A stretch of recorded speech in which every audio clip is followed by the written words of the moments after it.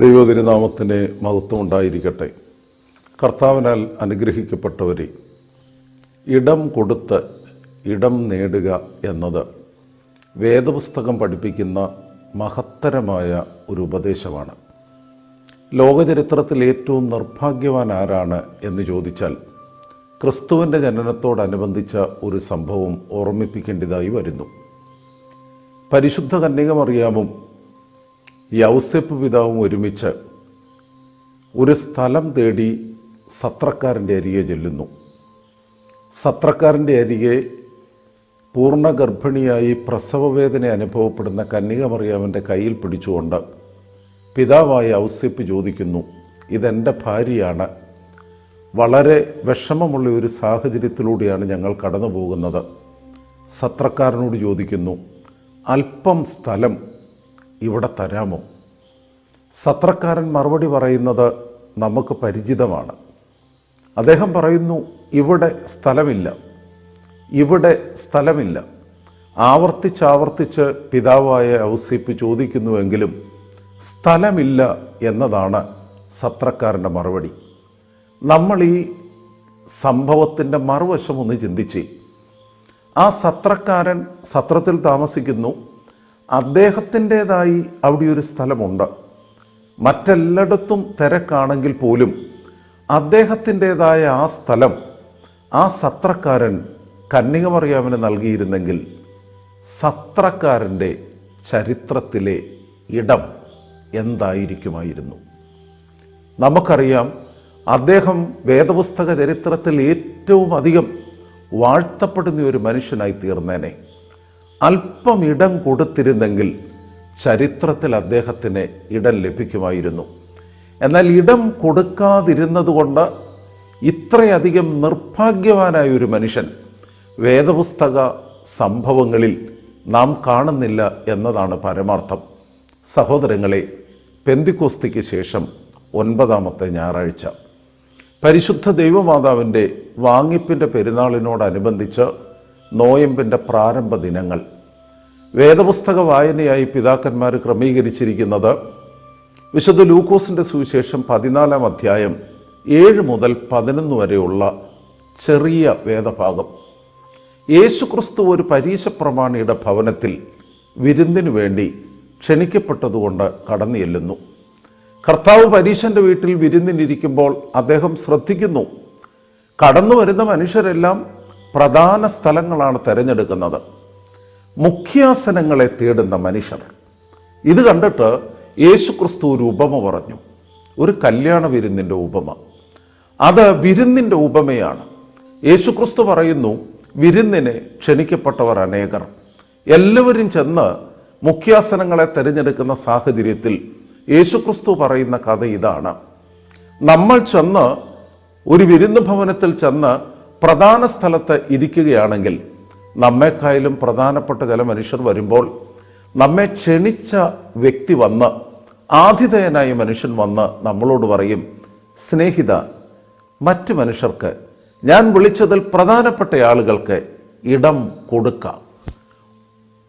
വിശുദ്ധ ലൂക്കോസിൻ്റെ സുവിശേഷം 14-ാം അധ്യായം 9ാമത്തെ വാക്യം ഇതാണ്, ഇടം കൊടുക്കുക. ആ സമയത്ത് സദസ്സിൽ ലജ്ജിതരായി പുറകിലേക്ക് മാറിയിരിക്കേണ്ടതായിട്ട് വരും. എന്നാൽ അതേസമയം യേശുക്രിസ്തു തൻ്റെ മറുവശം പറയുന്നു, നമ്മൾ ഒരു വിരുന്നിന് ക്ഷണിക്കപ്പെട്ടാൽ ആ ക്ഷണിക്കപ്പെട്ട സാഹചര്യത്തിൽ നമ്മളെ പിൻ സീറ്റുകളിൽ പോയിരുന്നാൽ നമ്മെ ക്ഷണിച്ചവൻ, ആതിഥേയൻ കടന്നു വന്ന് നമ്മുടെ പ്രാധാന്യം മനസ്സിലാക്കി, നമ്മുടെ ശ്രേഷ്ഠത മനസ്സിലാക്കി നമ്മെ മുൻനിരയിലേക്ക്, സ്നേഹിത മുൻപോട്ട് വരിക എന്ന് പറഞ്ഞ് നമ്മെ കൊണ്ടിരുത്തും മുൻനിരയിലേക്ക്. 10ാമത്തെ വാക്യം. ഈ വേദഭാഗം അവസാനിപ്പിക്കുന്നത് യേശുക്രിസ്തു മനോഹരമായ ഒരു ഉപദേശം ലോകത്തിന് നൽകുന്നു. തന്നെത്താൻ താഴ്ത്തുന്നവൻ, തന്നെത്താൻ താഴ്ത്തുന്നവൻ ഉയർത്തപ്പെടും, തന്നെത്താൻ ഉയർത്തുന്നവൻ താഴ്ത്തപ്പെടും. പരിശുദ്ധ ദൈവമാതാവിൻ്റെ വാങ്ങിപ്പിൻ്റെ പെരുന്നാളിനോടനുബന്ധിച്ച് ശൂനോയോ നോയമ്പിൻ്റെ പ്രാരംഭ ദിനം. അമ്മയുടെ ഓർമ്മയിലും ഈ വേദഭാഗത്തിൻ്റെ പ്രാധാന്യം വളരെ വലുതാണ്. സഹോദരങ്ങളെ, മനുഷ്യജീവിതത്തിൽ, പ്രത്യേകിച്ച് നമ്മുടെ പ്രേക്ഷിത പ്രവർത്തനത്തിൽ, ആധ്യാത്മിക ജീവിതത്തിൻ്റെ ധാരകളിൽ വളരെ പ്രധാനപ്പെട്ട ഒന്നാണ് ഇടം കൊടുത്ത് ഇടം നേടുക. ഇന്ന് ഇടം കിട്ടുന്നതിന് വേണ്ടി ഇടിച്ചു നിൽക്കുന്നതാണ് ഇന്നത്തെ ലോകത്തിൻ്റെ ചരിത്രം. ഇന്നത്തെ സമൂഹത്തിൻ്റെ പ്രകൃതി രാഷ്ട്രീയമാണെങ്കിലും മതമാണെങ്കിലും ഇടിച്ചു നിൽക്കുകയാണ് ഇടം കിട്ടുവാൻ. അല്പമെങ്കിലും ഇടം കിട്ടിക്കഴിഞ്ഞാൽ മറ്റാരും ആ സ്ഥാനത്ത് വന്നിരിക്കാതിരിക്കാൻ കയറി വരുന്ന പടവുകൾ തിരിഞ്ഞിരുന്ന് പൊളിക്കുന്നവരാണ് ആത്മീക ജീവിത സാഹചര്യത്തിലും രാഷ്ട്രീയത്തിലുമൊക്കെ അധികം നമ്മൾ കാണുന്ന മനുഷ്യർ. ഇവിടെയാണ് യേശുക്രിസ്തു പറഞ്ഞ വളരെ പ്രധാനപ്പെട്ട അർത്ഥതലം നമ്മൾ മനസ്സിലാക്കേണ്ടത്. സഹോദര, ഇടം കൊടുക്കാം. ഇത് ഇന്നത്തെ കാലഘട്ടത്തിൽ, ഇന്നത്തെ നമ്മുടെ സഭാ ജീവിതത്തിൽ, വ്യക്തിപരമായ ജീവിതത്തിൽ ഈ വാചകത്തിൻ്റെ അർത്ഥതലം നമ്മുടെ ഹൃദയത്തിലേക്ക് പൂർണ്ണമായി കടന്നു വരട്ടെ. ഇടം കൊടുത്ത് ഇടം നേടുവാൻ നമുക്ക് സാധിക്കണം. ഒന്നാമത് സഹോദരങ്ങളെ, ദൈവത്തിന് ഹൃദയത്തിൽ ഇടം കൊടുക്കണം. ദൈവത്തിന് ഹൃദയത്തിൽ ഇടം കൊടുക്കുമ്പോഴാണ് മറ്റ് മനുഷ്യർക്ക് ജീവിതത്തിൻ്റെ വിവിധ മേഖലകളിൽ ഇടം നൽകുവാൻ നമുക്ക് സന്മനസ്സുണ്ടാകുന്നത്. വേദപുസ്തകം മുഴുവൻ പഠിപ്പിക്കുന്ന വളരെ പ്രധാനപ്പെട്ട ആശയം ഹൃദയത്തിൻ്റെ ആത്മീയതയാണ്. The spirituality of the heart. പ്രത്യേകിച്ച് നമ്മുടെ സുറിയാനി പാരമ്പര്യത്തിൽ നമ്മുടെ പിതാക്കന്മാർ ഹൃദയ ശുദ്ധീകരണത്തിനും മനസ്സിൻ്റെ നിർമ്മലതയ്ക്കും വലിയ പ്രാധാന്യം നൽകുന്നു. ഇന്നത്തെ ലോകത്തിൽ സ്ഥാനമാനങ്ങൾക്ക് വേണ്ടി, നേട്ടങ്ങൾക്ക് വേണ്ടി ഇടിച്ചു നിൽക്കുന്ന മനുഷ്യർ, അവർ വിനയത്തിനും താഴ്മയ്ക്കും ജീവിതത്തിൽ ഇടം കൊടുക്കണമെങ്കിൽ ഹൃദയത്തിൽ ദൈവത്തെ പ്രതിഷ്ഠിക്കണം. പരിശുദ്ധനായ പൗലോസ്ലീഹ ഓർമ്മിപ്പിക്കുന്നുവല്ലോ, ഞാനും നിങ്ങളും ദൈവത്തിൻ്റെ മന്ദിരങ്ങളാകുന്നു. വിശുദ്ധ മാമോദീസായിലൂടെ നാം ദൈവത്തിൻ്റെ മന്ദിരമായി നമ്മുടെ ഹൃദയത്തിൽ സർവശക്തനായി ദൈവം അധിവസിക്കുന്നു. പ്രത്യേകിച്ച് ശരീരമാകുന്ന ദൈവമന്ദിരത്തിലെ ബലിപീഠമാണ് മനുഷ്യന്റെ ഹൃദയം. ആ ബലിപീഠത്തിൽ സർവശക്തനായി ദൈവം എഴുന്നള്ളി വരുമ്പോൾ നമ്മുടെ ജീവിതത്തിൽ അതിൻ്റെ സമഗ്രമായ ഭാവത്തിൽ നാം ദൈവത്തിന് ഇടം കൊടുക്കും. യഹൂദ മതജീവിതത്തിൻ്റെ പ്രത്യേകത എന്താണ്? അവരുടെ മതജീവിതം ശക്തമായ പല വൈരുദ്ധ്യങ്ങളും നിറഞ്ഞു നിൽക്കുകയാണ്.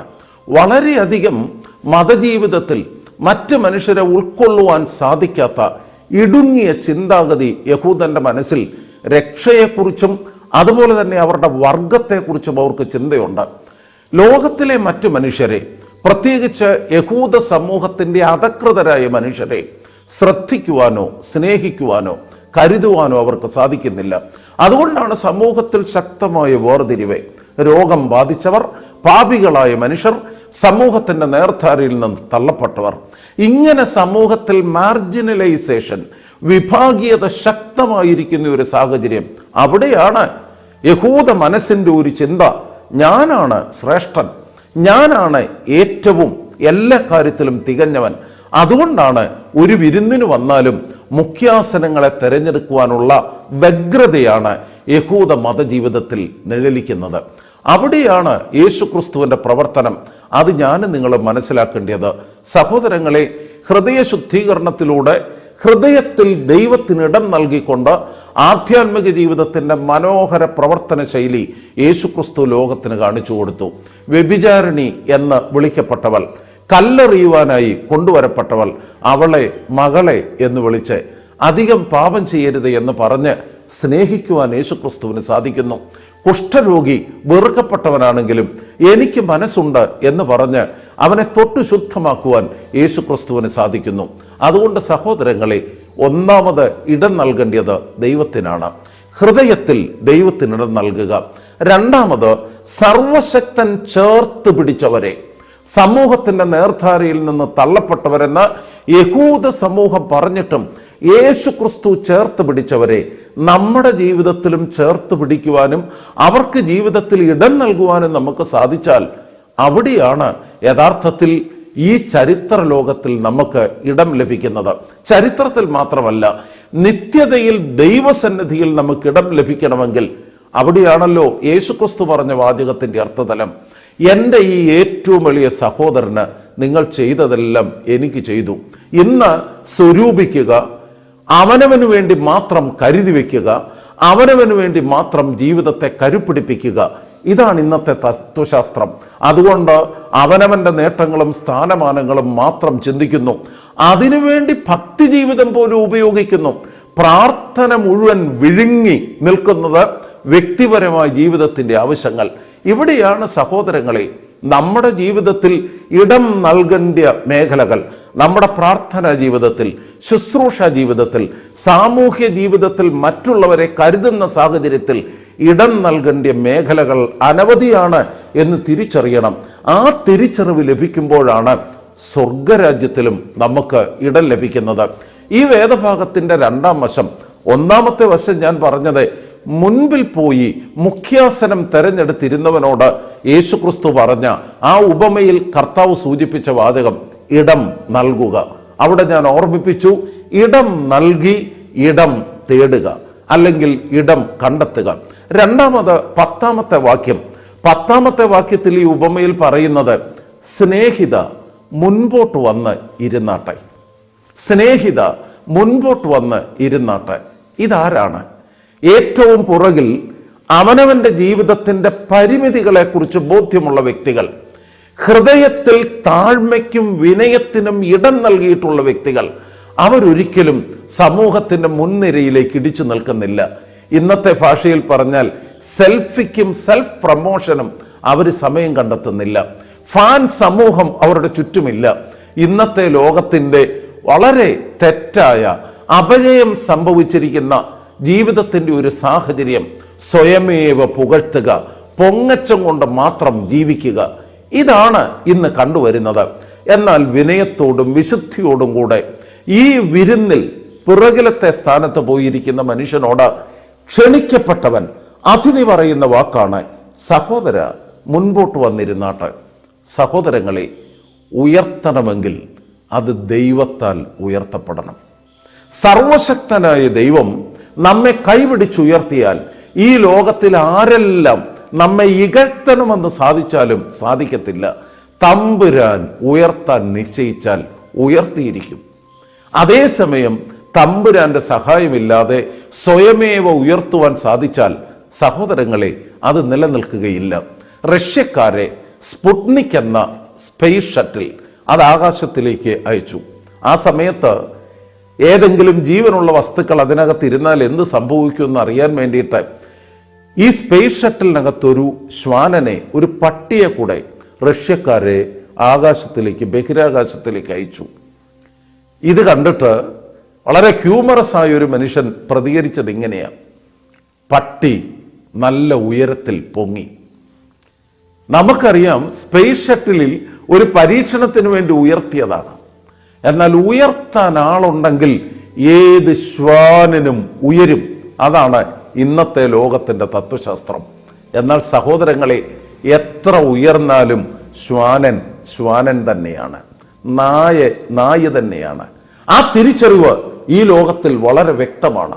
എന്താണ് ഞാൻ ഈ പറഞ്ഞു വരുന്നതിൻ്റെ അർത്ഥതലം? ഇന്ന് പ്രകീർത്തനങ്ങളാലും മറ്റുള്ളവരുടെ പ്രോത്സാഹനത്താലും ഒക്കെ ദൈവത്താൽ ഉയർത്തപ്പെടാത്ത സാഹചര്യത്തിൽ ഉയർന്നു വരുവാൻ വെമ്പൽ കൊള്ളുന്ന ഒരു കാഴ്ചപ്പാട് നമ്മുടെ ആത്മീക ജീവിതത്തിലും സാമൂഹ്യ ജീവിതത്തിലും ഒക്കെ ശക്തമായി നിൽക്കുന്നു. എന്നാൽ മറ്റുള്ളവർക്ക് ഇടം നൽകുവാൻ നമുക്ക് സാധിച്ചാൽ ഈ ചരിത്ര ലോകത്തിൽ നമുക്ക് ഇടം നേടുവാനും സാധിക്കും. സർവശക്തനായി ദൈവം നമ്മെ ഉയർത്തുന്നുവെങ്കിൽ ദൈവത്തിന് നമ്മെക്കുറിച്ചൊരു കാഴ്ചപ്പാടും കരുതലുമുണ്ട്. ദൈവീക ഉദ്ദേശത്തിന് നമ്മെ തന്നെ വിധേയപ്പെടുത്തി കൊടുത്താൽ ദൈവം ഉയർത്തുവാൻ ആഗ്രഹിക്കുന്നവരെ ഇകഴ്ത്തുവാൻ ആർക്കും സാധിക്കത്തില്ല. ഈ വേദഭാഗത്തിന്റെ വളരെ കാതലായ വാക്യം എന്ന് പറയുന്നത് 11ാമത്തെ വാക്യമാണ്. 11ാമത്തെ വാക്യത്തിൽ ഈ ഒരു ഭാഗത്തിന് വെറും 4 വാക്യങ്ങൾ അടങ്ങിയ ഒരു പെരിക്കപ്പെ, ഒരു എക്സ്ട്രാക്ട്, അതിനെ ഒരു അനുബന്ധമായി വേദഭാഗം സൂചിപ്പിക്കുന്നത് തന്നെത്താൻ താഴ്ത്തുന്നവൻ ഉയർത്തപ്പെടും, തന്നെത്താൻ ഉയർത്തുന്നവൻ താഴ്ത്തപ്പെടും. പ്രചുരപ്രചാരം ലഭിച്ച യേശുക്രിസ്തുവിന്റെ വാക്യമാണിത്. തന്നെത്താൻ താഴ്ത്തുന്നവൻ ഉയർത്തപ്പെടും, തന്നെത്താൻ ഉയർത്തുന്നവൻ താഴ്ത്തപ്പെടും. ഇന്ന് കാലികമായി വളരെ പ്രസക്തമാണ് ഈ സന്ദേശം. സഹോദരങ്ങളെ, വിനയത്തിന് ഹൃദയത്തിൽ ഉണ്ടാകണം. താഴ്മയ്ക്ക് ഹൃദയത്തിൽ സ്ഥലം കണ്ടുപിടിക്കണം. ഹൃദയത്തിൽ താഴ്മയും വിനയവും ഉണ്ടായാൽ നമ്മുടെ ജീവിതത്തിൻ്റെ എല്ലാ പ്രവൃത്തി മണ്ഡലങ്ങളിലും അത് പ്രതിഫലിക്കും. വിനയം കൃത്രിമമാകരുത്. അതാണ് യഥാർത്ഥത്തിൽ ഈ വേദഭാഗത്തിൻ്റെ മൂന്നാമത്തെ ചിന്ത. ഒന്ന്, ഇടം കൊടുത്ത് ഇടം നേടുക. രണ്ടാമത്, ഹൃദയത്തിൽ ദൈവത്തിനിടം നൽകുക.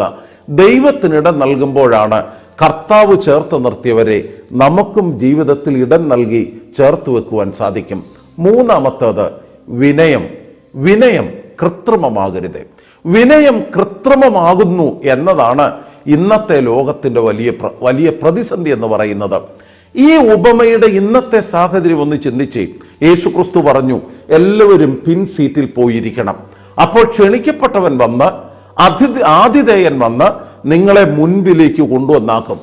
ഇന്നത്തെ ഒരു സാഹചര്യത്തിൽ ഒരു സെൽഫ് പ്രൊമോഷന് വേണ്ടിയിട്ടുള്ള ബാക്ക് ഡ്രോപ്പ് സ്ട്രാറ്റജി ആയിട്ടാണ് പലരും ഇതിനെ ഉപയോഗിക്കുന്നത്. വിനയം നടിക്കുക, വിനയം നടിച്ച് പുറകിപ്പോയിരിക്കുക, ഇപ്പം ഉയർത്തും എന്നതാണ് പ്രതീക്ഷ. സഹോദരങ്ങളെ, അതാണ് ഇന്ന് കാണുന്ന സെൽഫിയുടെ ലോകം. സെൽഫിയുടെ ലോകം. സെൽഫ് പ്രൊമോഷന് വേണ്ടി ഇന്നത്തേതായ രീതികളിൽ മാർഗങ്ങൾ ചിന്തിക്കുന്നു. നമുക്കറിയാം, കീറിയ ഷർട്ടുകളും വെള്ള ഷർട്ടുകളുടെ തുന്നലുകളൊക്കെ വർദ്ധിപ്പിച്ച് അരമന വിഴുങ്ങികളായി നടക്കുന്ന പലരുടെയും മനസ്സിലെ ചിന്ത, ഞങ്ങൾ പൊക്കിയാൽ പലരും പൊങ്ങും, ഞങ്ങൾ വേല കൊടുത്താൽ പലരും താഴും. പക്ഷെ സഹോദരങ്ങളെ, അതല്ല സത്യം. ദൈവം കൈപിടിച്ചുയർത്തിയാൽ താഴ്ത്തുവാൻ ആർക്കും സാധിക്കത്തില്ല. ദൈവം ഉയർത്തുന്നില്ലെങ്കിൽ ആരെത്ര ശ്രമിച്ചാലും ആരും ഉയരുകയുമില്ല. ഈ പരമാർത്ഥം മനസ്സിലാക്കുവാൻ നമുക്ക് സാധിക്കണം. യേശു ക്രിസ്തുവിന് ഏറ്റവും അധികം കർത്താവിൻ്റെ ഹൃദയം നൊന്തത് കപടഭക്തി കണ്ടിട്ടാണ്. ഞാൻ ഓർമ്മിപ്പിച്ചതുപോലെ കുഷ്ഠരോഗിയോട് മനസ്സുണ്ട്, നീ ശുദ്ധമാകുക എന്ന് പറഞ്ഞ കർത്താവ്, വ്യഭിചാരിണി സ്ത്രീയോട് മകളെ അധികം പാപം ചെയ്യരുത് എന്ന് പറഞ്ഞ കർത്താവ്, ആ കർത്താവിനെ പറയുന്നതല്ലാതെ പ്രവൃത്തിയിൽ ഒന്നും ചെയ്യാത്ത കപടഭക്തരായ പരീശരെയും യഹൂദ മത നേതാക്കളെയും കണ്ടിട്ട് മന്ത്രപ്പെട്ട വീതിയാക്കുന്നു, തൊങ്ങൽ വലുതാക്കുന്നു, പള്ളിയിൽ മുഖ്യാസനം, അതുപോലെ തന്നെ മനുഷ്യർ റബി എന്ന് വിളിക്കുന്നത്, അതാണ് അവരുടെ ആഗ്രഹം. കർത്താവ് വിളിച്ചത് എന്താണെന്നോ? വെള്ളതേച്ച ശവക്കല്ലറുകളെ നിങ്ങൾക്ക് കഷ്ടം. കാരണം പറയുന്നതൊന്ന്, ചിന്തിക്കുന്നത് മറ്റൊന്ന്, പ്രവർത്തിക്കുന്നതൊന്ന്, ജീവിതത്തിൻ്റെ ശൈലികളും കാഴ്ചപ്പാടുകളും വേറൊന്ന്. ഇങ്ങനെ ബഹുസ്വഭാവമായി വ്യക്തിത്വത്തെ നശിപ്പിച്ചു കളയുന്ന മനുഷ്യർ, ആ കാപട്യത്തെയാണ് യേശുക്രിസ്തു വളരെ ശക്തമായി യേശുക്രിസ്തു എതിർത്തത്. പൊങ്ങച്ചവും സ്വയം പുകഴ്ചയും ദൈവത്തിന് പോലും അറപ്പാണ്. അത് മനസ്സിലാക്കുവാനുള്ള ബോധം യഥാർത്ഥത്തിൽ സഹോദരങ്ങളെ നമുക്കുണ്ടാകണം. ഭക്തിയാണെങ്കിലും ജീവിതത്തിൻ്റെ വിവിധ മേഖലകളിലെ കാഴ്ചപ്പാടാണെങ്കിലും അഭിനയമല്ല, കാപട്യമല്ല ജീവിതം, യാഥാർത്ഥ്യമാണ് ജീവിതം.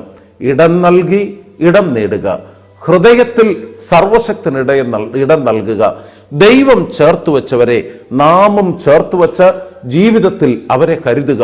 എല്ലാറ്റിലുമുപരി ദൈവം കൈപിടിച്ചുയർത്തിയാലേ ഉയരുകയുള്ളൂ എന്ന ബോധ്യമുണ്ടാകട്ടെ. പരിശുദ്ധ ദൈവമാതാവിൻ്റെ ഓർമ്മയുടെ സന്ദർഭമാണല്ലോ, നോയമ്പിൻ്റെ പ്രാരംഭ ദിനമാണല്ലോ. തന്നെത്താൻ താഴ്ത്തുന്നവൻ ഉയർത്തപ്പെടും, തന്നെത്താൻ ഉയർത്തുന്നവൻ താഴ്ത്തപ്പെടും.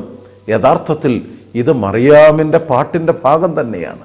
വിശുദ്ധ ലൂക്കോസിന്റെ സുവിശേഷം 1-ാം അധ്യായം 46 മുതൽ 56 വരെയുള്ള വാക്യങ്ങൾ മറിയാമിൻ്റെ പാട്ട്. അവിടുത്തെ ഏറ്റവും കാതലായ ആശയം ഇതാണ്. ഞാൻ ഈ പറഞ്ഞ എല്ലാ അർത്ഥതലങ്ങളും അതിൻ്റെ സമഗ്രമായ തലത്തിൽ പ്രതിഫലിച്ച ജീവിതം പരിശുദ്ധ അമ്മയുടെ ജീവിതമാണ്. ഈ ചരിത്രത്തിൽ ഇടം നൽകി ഇടം നേടിയ വ്യക്തിയാണ് പരിശുദ്ധ അമ്മ. എല്ലാ തലമുറയും എന്നെ ഭാഗ്യവതി എന്ന് വാഴ്ത്തും. എന്താ കാരണം? ഉദരത്തിൽ ദൈവപുത്രന് സ്ഥലം നൽകി. സർവശക്തനായ ദൈവപുത്രൻ പിതാവിൻ്റെ മാർവിൽ നിന്നിറങ്ങി കന്യകയുടെ ഉദരത്തിൽ വസിച്ചു. സത്രക്കാരൻ ഇടം നൽകിയില്ല, നിർഭാഗ്യവാനായിപ്പോയി. അമ്മ ഇടം നൽകി, ദൈവത്തിനിടം നൽകി. അതുകൊണ്ട് ഇന്ന് ചരിത്രത്തിൽ അമ്മയ്ക്കിടമുണ്ട്. പരിശുദ്ധ സഭയിൽ അമ്മയുടെ സ്ഥാനം മഹനീയമാണ്. അതുപോലെ തന്നെ സഹോദരങ്ങളെ, തമ്പുരാൻ ചേർത്ത് നിർത്തിയവരെ ചേർത്ത് നിർത്തിയ ജീവിതത്തിൻ്റെ വിനയത്തിൻ്റെയും താഴ്മയുടെയും മകുടോദാഹരണമാണ് പരിശുദ്ധ കന്യക മറിയാം. മിസ്രൈമിലെ നസ്രേത്തിലെ കൊച്ചു ഭവനം, ആ ഭവനത്തിൽ നിന്ന് ദൈവത്തിൻ്റെ അമ്മ എന്ന നിലയിലേക്ക് ഉയർത്തപ്പെട്ടു. ഇതാ ഞാൻ കർത്താവിൻ്റെ ദാസി, നിന്റെ ഇഷ്ടം പോലെ എനിക്ക് ഭവിക്കട്ടെ എന്ന് പറഞ്ഞ മനോഹര വാക്യം ആ കൊച്ചു ബാലികയെ ദൈവത്തിൻ്റെ അമ്മ എന്ന നിലയിൽ ഉയർത്തുവാൻ സർവശക്തന് സാധിച്ചു. തന്നെത്താൻ താഴ്ത്തുന്നവൻ ഉയർത്തപ്പെടും, തന്നെത്താൻ ഉയർത്തുന്നവൻ താഴ്ത്തപ്പെടും. പരിശുദ്ധ അമ്മ യഥാർത്ഥത്തിൽ ഈ ഒരു ശക്തമായ പ്രബോധനത്തിൻ്റെ മഹനീയ മാതൃകയാണ്. അമ്മയുടെ ഓർമ്മ യഥാവിധി ആചരിക്കുന്നതിന് വേണ്ടി അനുഷ്ഠാനത്തോടെ ഒരുങ്ങിയിരിക്കുന്ന നമുക്ക് ദൈവസന്നിധിയിൽ അഭയം പ്രാപിക്കാം. മറ്റുള്ളവർക്ക്, നമ്മോട് കൂടെ പ്രവർത്തിക്കുന്നവർക്ക് ഇടം കൊടുത്ത് നമുക്ക് ദൈവസന്നിധിയിൽ ഇടം നേടാം. ദൈവം നമ്മെ അനുഗ്രഹിക്കട്ടെ.